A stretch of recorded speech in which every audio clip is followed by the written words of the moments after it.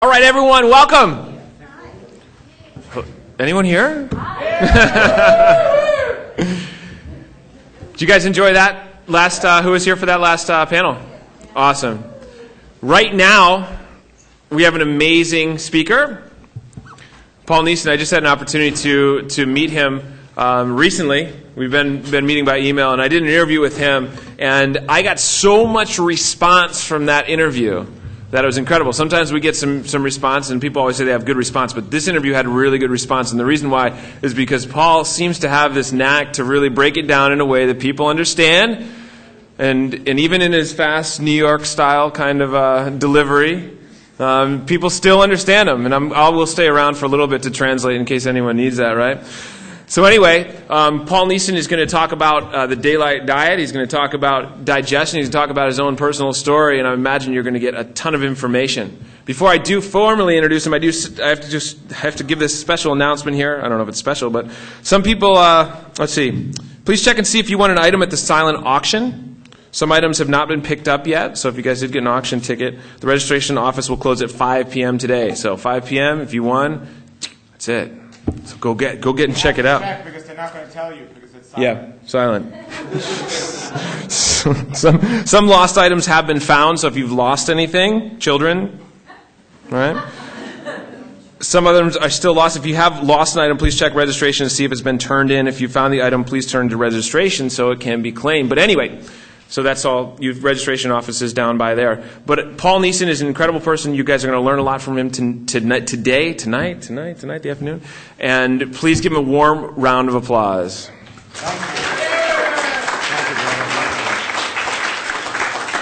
Thank you. Thank you. It's great to be here, and I'm glad we packed the room and there are no seats left, and this is wonderful.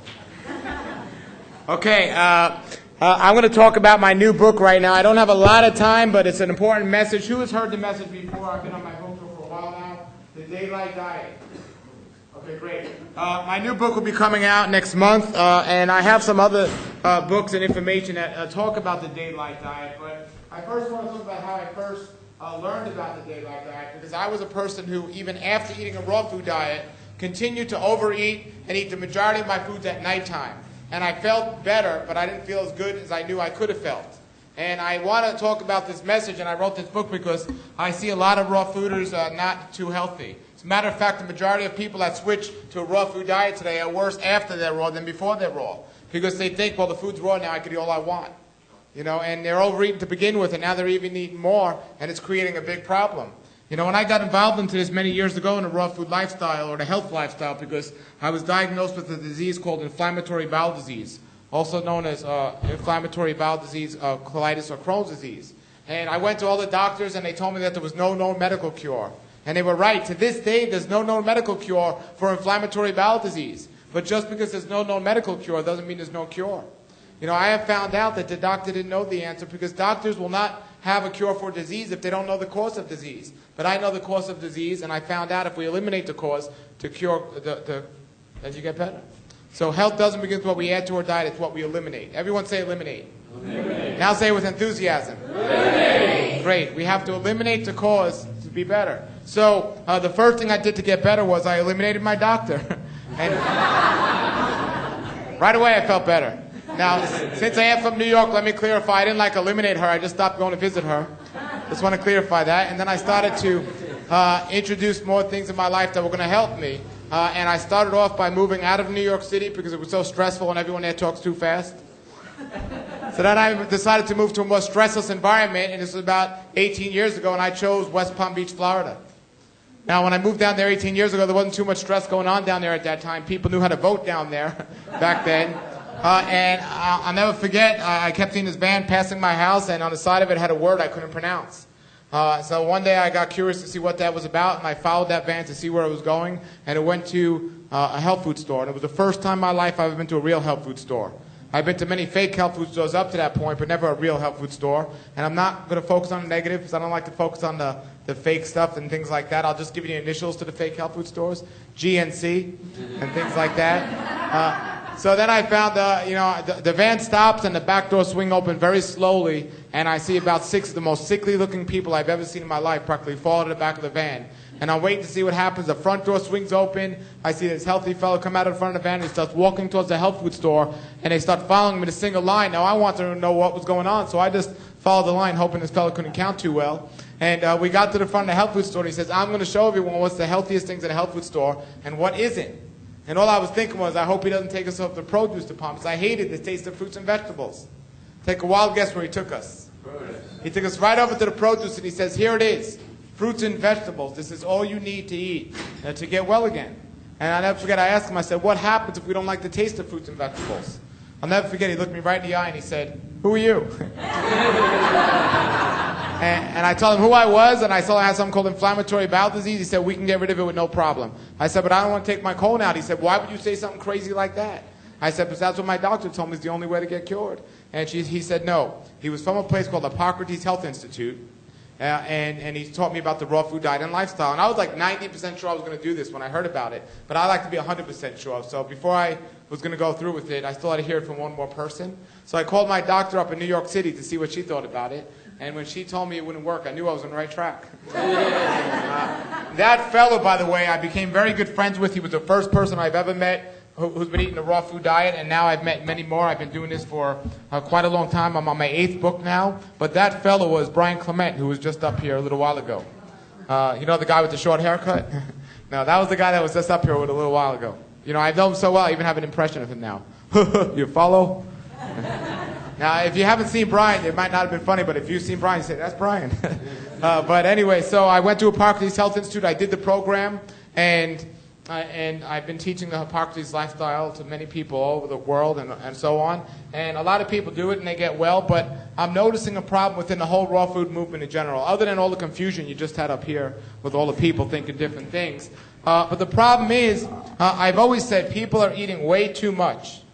You know, because we always focus in the raw food world the type of food we eat.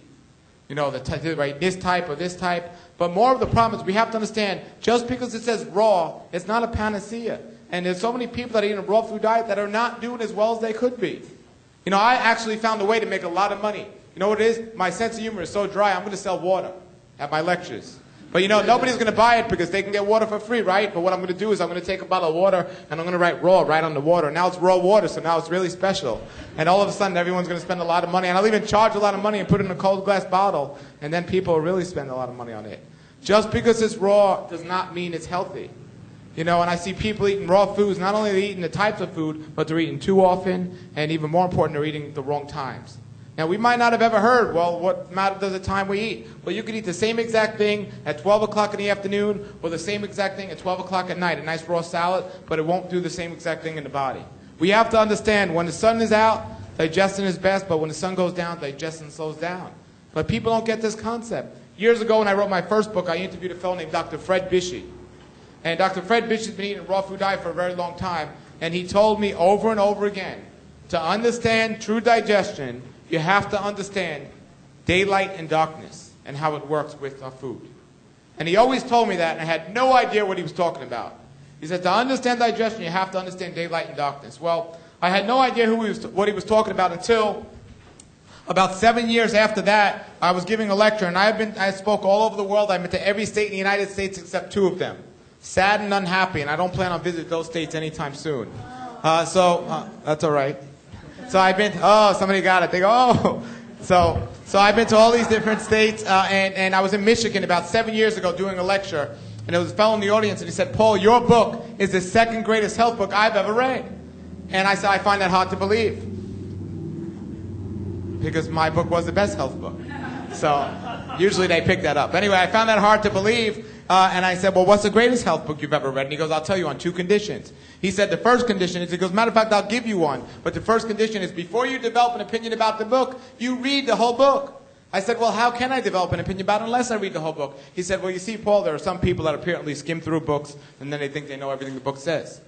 And I know that to be true. Because I wrote books that were interviews with people who've been doing this a long time, and somebody would read my book and I'll be like, you don't look like you're 80. I'm like, I'm not. They go, but it says right here you are. I said, read the whole book. That's an interview I did with somebody who was 80. So he told me to read the whole book. I said, well, of course I would. Then he said, the other thing is, if you dislike this book and you don't find it to be as good as I say it is, you give it back to me. But if you find it to be the greatest health book you ever read, you have to tell other people about it. I said, sir, I highly doubt it would be, but if it is as good as you say it is, I'll gladly tell everyone about it. So I read the whole book, and I read it to prove him wrong. And he proved me wrong, because I was really upset. I have to admit, it was by far the greatest health book I've ever read. But I was really upset after that. First of all, that book was the Bible, and I found more information in there about health than any other book I've ever read. But I was really upset, because many years prior to that, I was in the doctor's office, and somebody tried to tell me the same thing, and I said, no, thank you. That's not for me. And I would have saved myself a lot of time and a lot of money if I would have started reading it back then. Because you talk about raw foods, where it first came from, and you look at the true superfoods and all this other stuff, it's all found right there in the scriptures. You talk about how much we should eat, it's right there. You talk about eating at the right, with the right attitude and right time, it's all right there. But then I got really excited and I went to go teach in churches, and then I was really confused. Because before I would teach, there was more prayer for healing of disease than any other topic. Now I'm really confused. I'm like, these people got the greatest health book right in their laps. They shouldn't be praying for healing of disease. They should be praising for their great health. So I was really confused. Then I realized a very important message. Knowledge without action means very little. As a matter of fact, it's worse to have the knowledge and not follow it than to not have it at all. Because if you don't know you're doing something wrong and you just go doing it, everything's fine. But when you know you're doing something wrong and you're doing it, that's where depression sets in. So it's not just about reading all these books and everything. It's about following it up with action. Everyone say action. Action. Now say it with enthusiasm. Action. Enthusiasm makes the difference. So we have to have consistent action, enthusiasm about what we're doing. And to get that, we need the understanding. And I can tell you, most people today, when it comes to a raw food diet, do not have the understanding. I can't figure why so many people would eat a raw food diet for better digestion, to get the enzymes and everything else. But then they're going to go and eat late at night, which digestion slows down. You see, we live in an oxymoron world, and when people get involved in health, they do oxymoron things. Like New York City, I was just there recently. I see people rushing so they can get to a yoga class so they can relax. You see, all these things, if something is positive and then something is negative, 1 minus 1 equals 0. You know, we have to do things that are healthy for us. So we have to forget about this, I'm going to eat a raw food diet to get all the enzymes and the nutrients for better digestion, but then I'm going to go eat at a time. That's not ideal to eat. That slows down digestion. So I was reading the scripture and I found that it not only spoke about the type of foods we eat, but it also spoke about the times we should eat. You see, we were designed to eat certain types of food at certain times in a certain way. And the more we've gotten away from that, the more sick we've gotten. And people say, we live in a world today where we have more study of disease, more money for study of disease, and more knowledge for the study of disease than ever before in the history of man. But at the same point, we have more people suffering from history of disease than ever before in the history of man. Because we have people living so far away from the way we were created to live and what we were designed to do, and then we ran up to this problem. Well, it says in the scriptures clearly that we should be eating when we can see our food. Nobody in nature enjoys eating their food at nighttime unless you're a nocturnal animal. In the pitch dark, who would enjoy eating their food? If we were designed to be eating food at nighttime, fruits and vegetables that we were designed to eat would be glowing in the dark on a tree. Yeah. But they don't do that. If you can't see it, you shouldn't be putting it in your body. But what do we do in this world today? We go into a really bright restaurant and we dim the lights and light a candle and call it romantic. That's not romantic. That's unhealthy.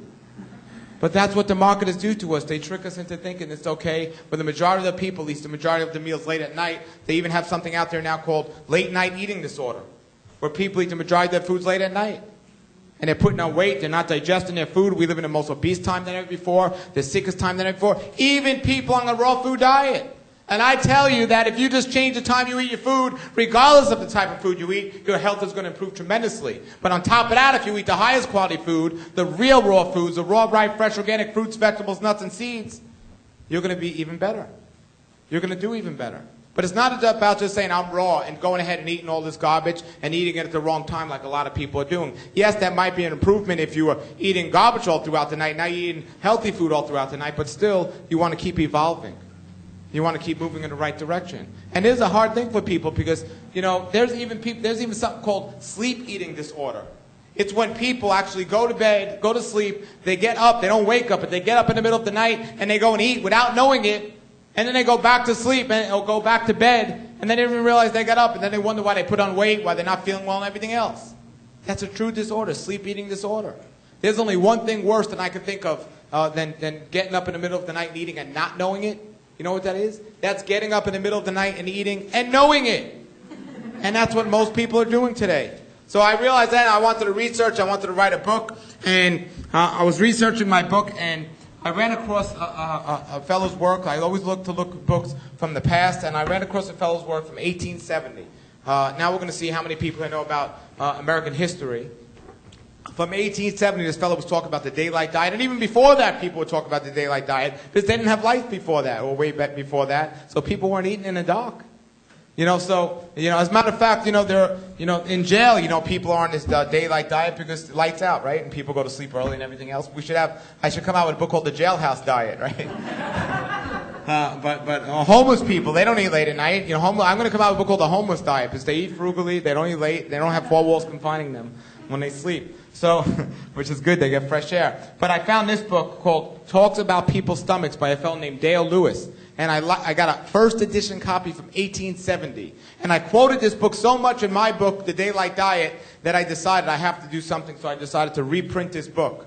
And my book's not out yet. My book's going to be out next month, but you can pre-order it at my table today. But this book I do have now. It just came out and from 1870, reprinted. And I don't necessarily agree with the types of food he talks about, but the times he talks about eating and the way he puts it is amazing, and we really need to get an understanding of this. So I realized people are eating foods at the wrong time and everything else, and we were designed to eat foods at a certain time and a certain type of food in a certain amount. And we've gotten so far away from that because that's what the advertisers and the marketers want us to do. And you come to these places, it's very deceiving and confusing and everything else because you see people talking about what food is better, this food or that food and so on. But they're not looking at the things that so many people are missing when it comes to this. And I'm known as the guy that takes away people's pleasures because I'm not doing this. I had a disease, and this is why I'm up here, because I don't want to see people sick. I'm not doing this. If I wanted to be up here, and come to these places just for money or something else, I'd be selling cacao or one of these other unhealthy items. I'm sorry, cacao or one of these other unhealthy items. But I'm here because I want to teach people what's going to keep them healthy. And if I'm known that I'm going to take away your pleasure, well, if taking away your pleasure is what's going to make you healthy in the long run, then you're going to be healthy. I tell people to eat less. People go, Paul, I love to eat. I say, well, eat less and you'll live longer and you'll get to eat more. So we have to understand that. But when it comes to true health, we have to eat and live by the way we were designed to. And by the way, after I speak here, my friend John Kohler is doing a lecture, which I recommend everyone go to, about Is It Really Raw?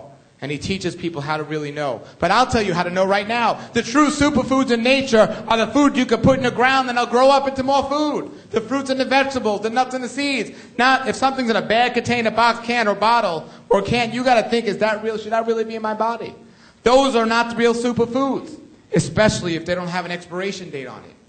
And that's what people are doing. If the majority of your food, if you have to spend a lot of money to get a berry from halfway around the world when fresh berries are growing in your own backyard, you have to question, what am I really doing here? Yeah, I can call myself raw if I eat raw candy and all this other stuff. But is that really healthy for me?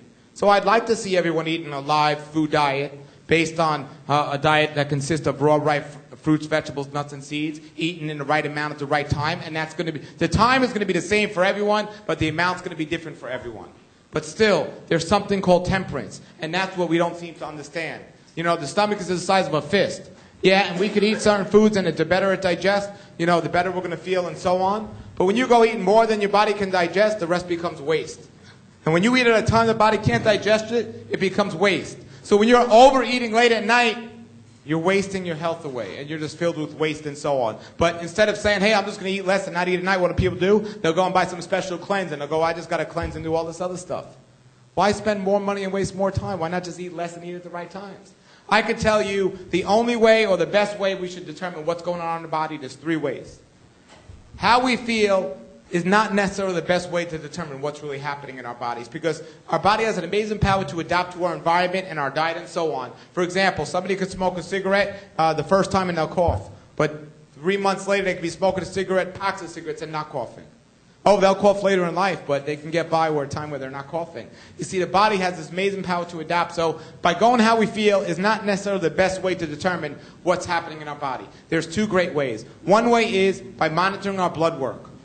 The blood is the messenger of the body, and that's truly a great way to tell what's really happening in our body. Are we getting the nutrients that we need and so on? And the other way is to look at our stomach. I'm not saying everyone that has a flat stomach is healthy, but if you have a gut, there's either fat there or there's gas there coming from putrefaction and fermentation, and that's what happens when people don't eat the right way. Now, what's eating the right way? It's not just raw food.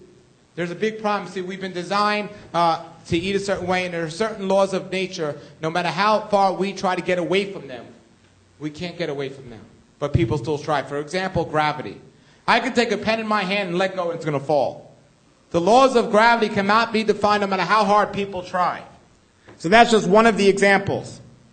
Another example would be digestion. I'll say it again. When the sun goes down, digestion slows down, and when the sun is out, digestion is best without a doubt. See, I'm a poet and you didn't know it. So we have to understand that, and it's very simple. People go, well, how will we know when to eat and when not to eat? Look outside the window. Is it dark or is it light? You don't have to buy some special meter that tells you when to eat and when not to eat. You know, but we can only accomplish this if we're getting up at the right time. Because if you wake up at like 12 o'clock in the afternoon, you're not going to be successful on a daylight diet. But if we're sleeping at the times we were meant to sleep when it's nighttime outside, and we understand, too, that the moon has a gravitational pull on all the waters of the planet. And the body's cleansing when the waters are being flushed out of the body. And when the moon is out and you're sleeping, that's when the body was designed to cleanse and rebuild.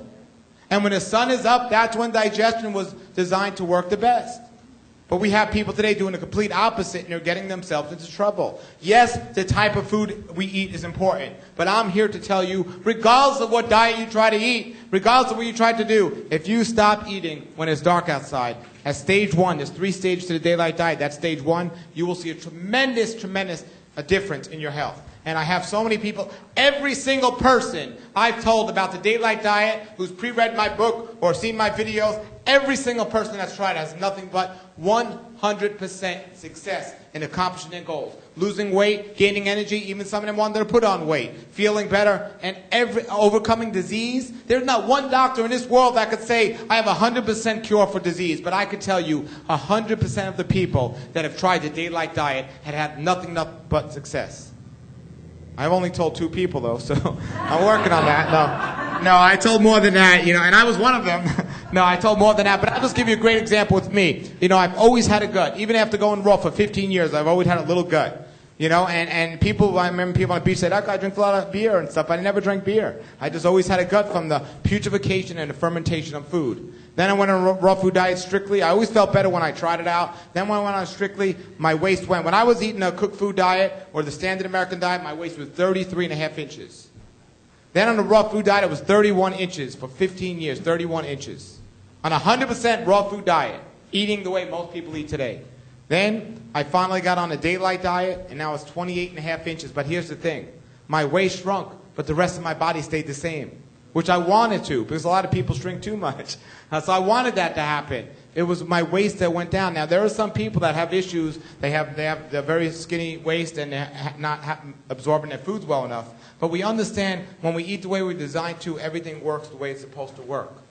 So we look at that, and we look at all design versus customs, and here we see how we got into the problem of today's world. First thing is we see design versus custom. We have this crazy, crazy, crazy custom of today of eating many times throughout the day. Where did we ever get this crazy custom? We were designed to eat once, twice, at most 3 times a day. At most. Today, the average person eats 10 times a day.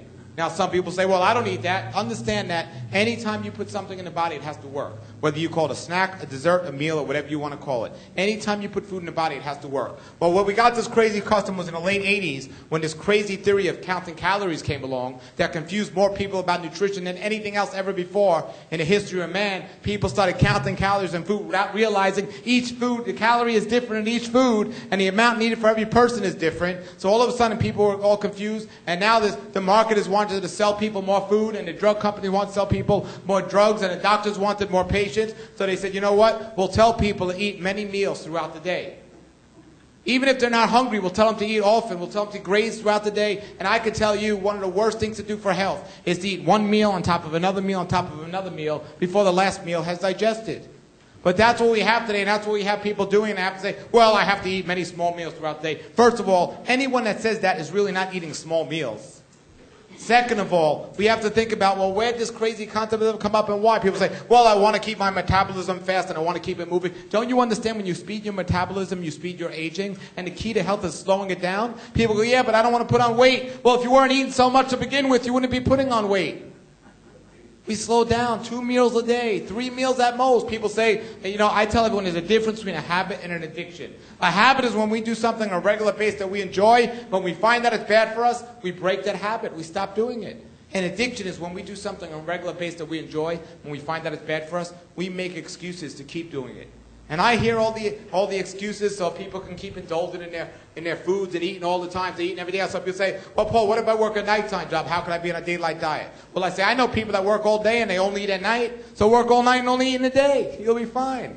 But we just think about all these things people do. First of all, if you're really interested in health, I'm not telling you you can never work a nighttime job, but I'm telling you there's a reason why they call it a graveyard shift. And if you're really interested in health, you know, I tell people, if you work a nighttime job, you know, I don't expect you to quit overnight, but pardon the pun, but I tell you, that gives you all day to find a daytime job.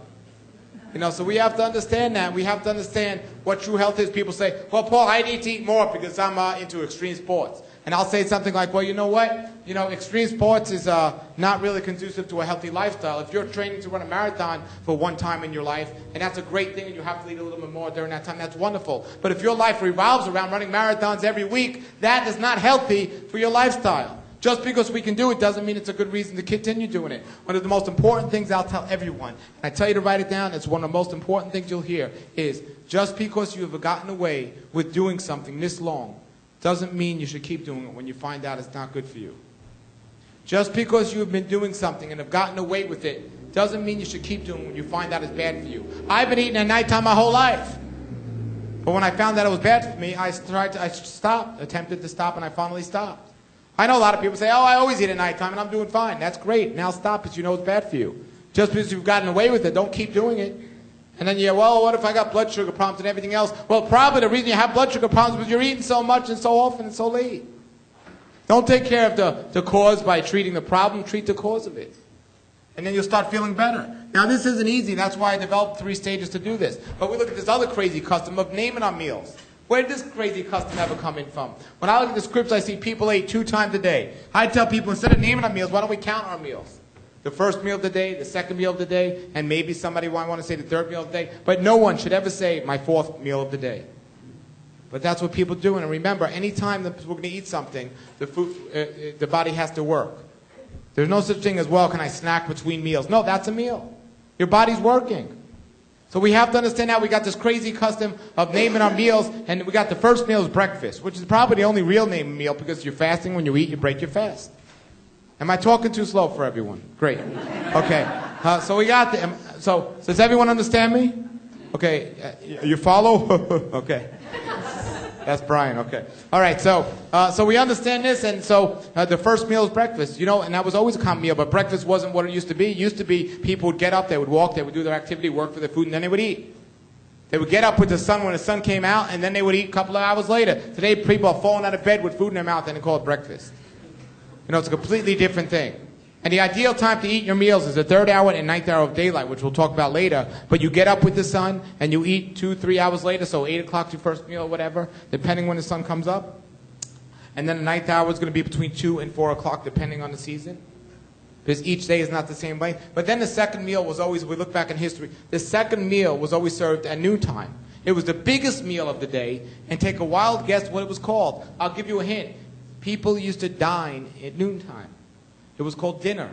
Dinner was always traditionally up to 120 years ago the biggest meal of the day served at noontime or 1 o'clock depending on people's work schedules. And then some people would eat in the evening. They would eat their nighttime meal before they went to sleep, before it got dark out, which was a very light meal because they didn't want to go to sleep on a heavy stomach, and they called it supper. I used to think dinner and supper was the same thing, but I found that it wasn't. I used to wonder why my friends from Europe that came to this country, their parents, they used to eat dinner at noontime on Sunday afternoons, but every other day of the week they ate much later at night. And then I found out the answer. I found out that, you know, as industry started to grow and people started to get more busy, they couldn't take time in the middle of the day for the biggest meal of the day, so they started to eat later at night. And everything got pushed back. And they started to eat later at night and have bigger meals later at night and everything else. But now they couldn't go from all the way in the morning to all the way at nighttime without eating. So there was a drink that they started to drink in the middle of the day called Nunch-In. The drink was called Nison. That was the first drink they used to use. You used to use it as a snack in the middle of the day. And then somebody said, this isn't filling me up, so they added a lump of bread to that meal. And then some genius came along and he called, that's where they got lunch from. So then you had breakfast, lunch, and then you had dinner and supper and all this other stuff. Now today you got brunch, lunch, crunch, munch, dinner, my midnight snack, my after midnight snack, my basketball lost snack, my emotional eating snack, and all these other things. Understand, desserts spelled backwards is what? Stressed. Desserts spelled backwards is stress. Why is it so important to eat a daylight diet? Why is it so important to eat good food? Here is the most important thing you're going to hear. Write this down, understand this, because you will understand completely about health when you understand this next thing I'm saying. All health and all healing is determined by the quantity and the quality of sleep you get. All health and healing is determined by the quantity and quality of sleep you get. The whole key and the whole point to eating the right diet at the right time is to put yourself in a position to make sure you're getting the right amount of sleep and a good quality sleep. That's everything. That's when healing and cleansing takes place. Understand, there's no food in this world that heals us. What heals us is the food strengthening our body to do what it was meant to do, what it was designed to do. I only got 10 minutes left. What I want to do is, I'm going to continue talking about this, and in the 10 minutes you want to hear the 3 stages, so you don't want to leave now. But my email list, I have a newsletter I give out if you're not on it already. It only goes out once a month. Here, Val, can you give, oh, here. Can you sign that and put your email in there? I don't share them with anyone. If you got these postcards, my websites are on these postcards, rawlife.com and paulnison.com. Did everyone get one of these?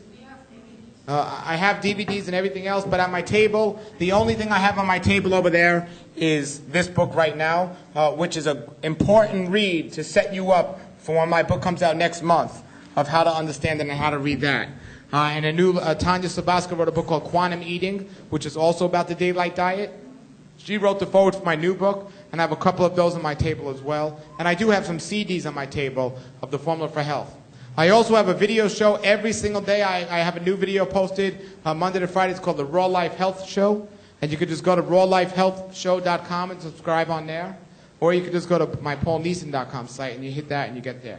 So as I said, all health is determined by the quantity and quality of sleep we get. The more food we eat, the more sleep we require because the body has to work harder. Well, if there's not enough amount of hours in a day to get that much sleep, what do people do? Instead of staying in bed longer, they cut their alarms off and they wake us up in the middle of the night or in the middle of our important sleep. They stop our healing and our cleansing because we got to go out and do our daily day. People say, what am I supposed to do, stay in bed all day and quit my job? No, find out why you require so much sleep to begin with. And the reason why is because people are usually eating way more than they should or eating the food way later than they should, and that's not what we should be doing. So I'm going to give you 3 stages to the daylight diet in the 10 minutes I have here. I should get 10 extra minutes because they were 10 minutes late. Is that all right? Okay. So we understand that, and I'm going to give you the 3 stages now, but I am telling you, this lecture is 3 hours, and I'm doing it here in 50 minutes. I have a new DVD that just came out. It's on my website, or it will be on my website any day now, The Daylight Diet. It's a 2-hour lecture, and the book is coming out. As I said, it's done. The book's coming out next month, and there's many examples of people in the past who have been eating this way. Sorry, I got to stop smoking. No, I'm just kidding. I don't want anyone to start any rumors. I'm not smoking. You know how the rumors spread in the raw food world. You know, I remember, I'll never forget once I was in Chicago and it was really cold, coldest day of my life. It was really cold in Chicago. Now I know why they call it the Windy City, by the way. So I was there and it was so cold. So for the first time in many, many years, you know, right next to where I was speaking, it was a Starbucks. I've never been in a Starbucks, but, you know, I said, I got to get some hot water. So I got some hot water in a cup just to drink it in my car before the lecture and so on. Anyway, during the lecture, somebody stood up and said, "You're a liar. I saw you drinking coffee outside."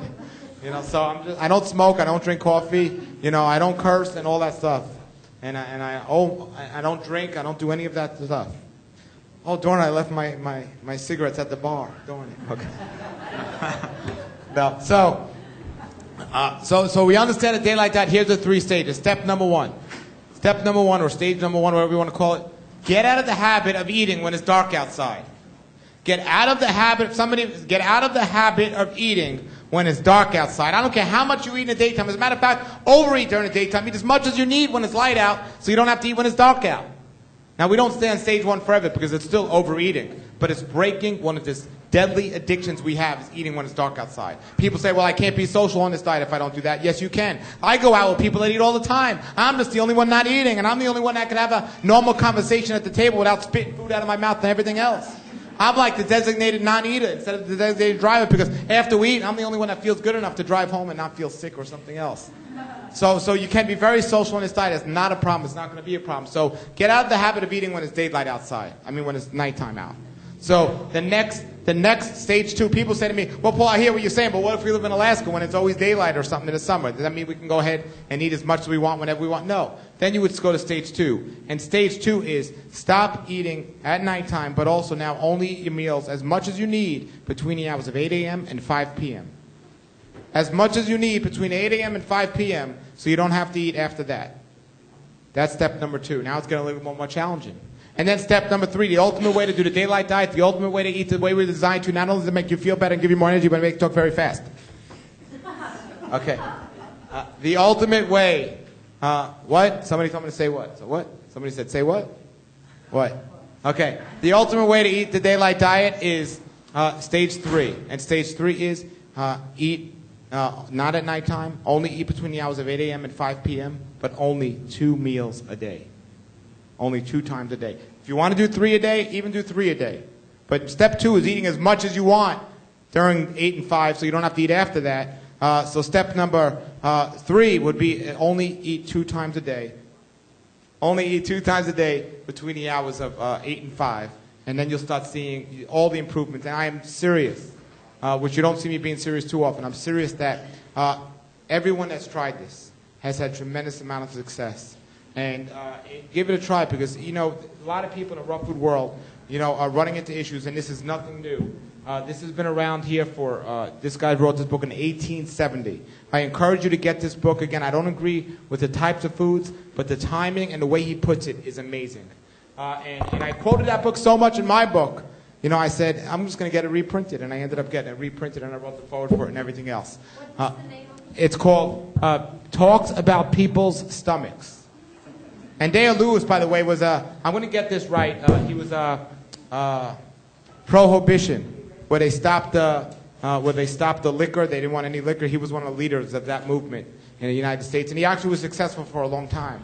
But then people got nervous and they wanted to drink, so they got stressed. But so that book's on my table. You can pre-order my new book, and understand this. Each day, I'm not just going to tell everyone to eat like 7 o'clock every day or 3 o'clock every day because, understand, every single day there's a different length of time. So 7 o'clock in the summer, it might be daylight outside, but 7 o'clock in the winter, it might be pitch dark. So what we have to understand is we shouldn't be telling time by a man-made clock. We should be telling time by the sun and the moon. Once you start telling time by the sun and the moon, you start living by what the sun and the moon says. Start getting to sleep, or at least getting ready for sleep when the sun goes down, instead of stimulating ourselves to stay awake and stay up later. Once you start doing that, then you'll start feeling better, then you start getting a proper amount of sleep, then you'll get up at the time you want to get up, then you'll start eating the way you want to eat. And, you know, people say, but I'm just not hungry in the morning. Well, I say, I wouldn't be either if I ate my last meal at midnight.